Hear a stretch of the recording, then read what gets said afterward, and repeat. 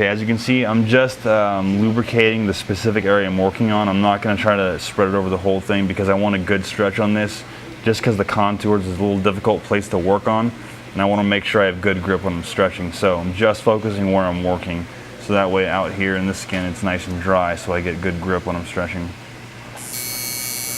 Now again, like I said, darker towards the top and then fade it out gently as you work towards the bottom.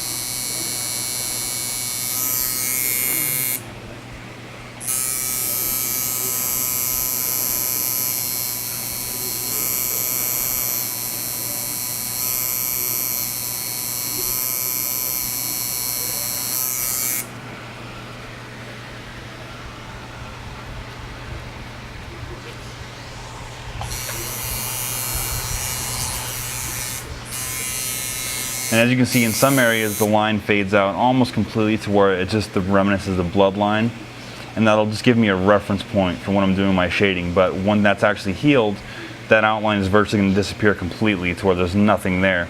But as far as the tattoo goes, it'll give me a reference point while I'm working to know where to put my shading. So, you know, when I'm trying to work in very subtle little light areas of shading, it's good to do something like that, to where you have reference so it won't rub off.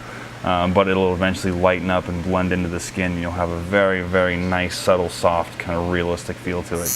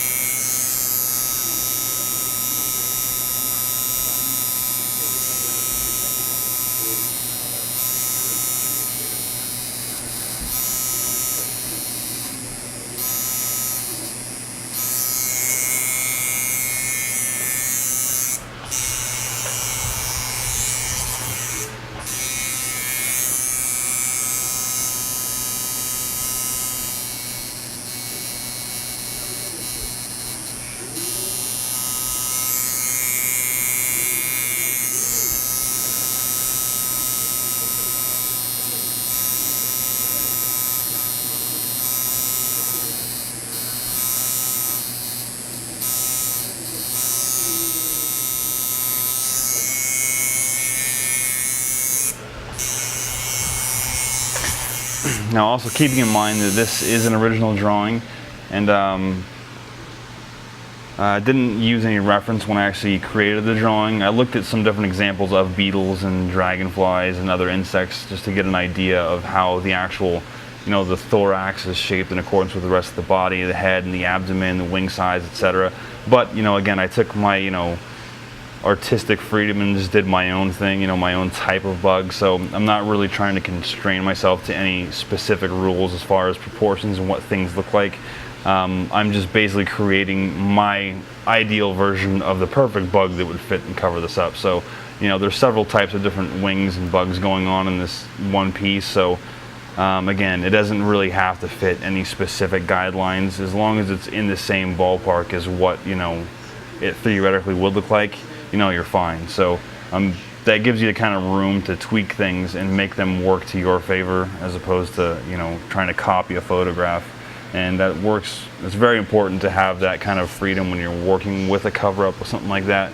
You know, when you have to change subtle things to make it work for you, you're not gonna, you know, distort the entire drawing. You know, and this virtually, if I have to change something and tweak the size or whatever, nobody's gonna know that I did that, because technically the animal doesn't exist. So it gives you that little extra leeway, a little bit of room to make it that much better.